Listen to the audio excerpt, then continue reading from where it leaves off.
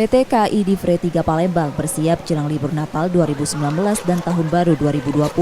Diperkirakan masa libur Natal Tahun Baru ada kenaikan volume penumpang sebesar 4% sekitar 5,9 juta penumpang.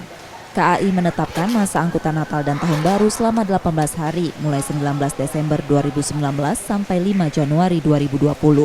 Puncak liburan diperkirakan terjadi pada 22 dan 29 Desember sebagai tanggal favorit untuk menggunakan jasa kereta api. Selama masa angkutan Natal dan Tahun Baru, KAI Divre 3 Palembang menyiapkan 51,7 ribu tempat duduk dengan 2.800 tempat duduk per hari.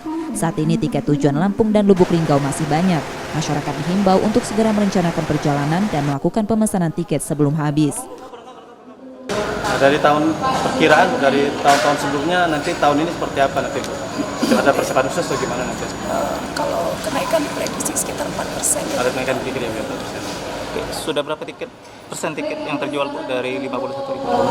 Masih normal ya, masih sekitar 20% sampai 30% yang terjual. Belum ada lonjakan pemesanan Bu?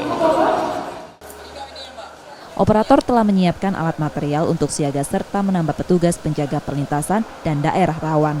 Divre 3 Palembang menambah pelayanan dengan membuka stasiun Payakabung dan stasiun Kota Padang yang melayani naik turun penumpang khusus untuk kereta ekonomi Bukit Serelo dan Raja Basa. Rizky Nurmizan, Kompas TV Palembang.